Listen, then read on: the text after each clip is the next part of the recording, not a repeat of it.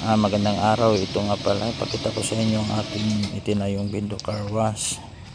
Ito yung aking pressure washer na ginagamit, Black & Decker. Pansamantala, papalitan ko yan ng heavy duty dahil maingay sa kapitbahay, hindi sila makatulog ng maayos paggabi. At itong drum naman na to ay yan ang aking foaming machine. Ito yun, yung aking DIY foaming machine. Yung sa baba, yan yung lalagyan ko ng tubig. Ito yung ginawa kong foaming machine. Yan yung box ng lumang speaker. Andyan sa loob, ilagyan ko lang ng plain sheet para pag umulan hindi siya mababasa.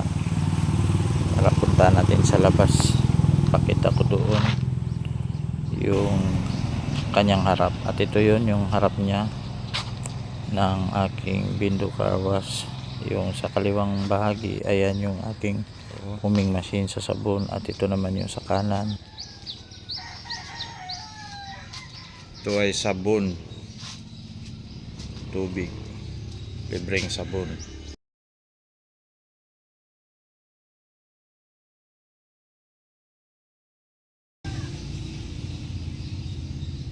Libreng sabon.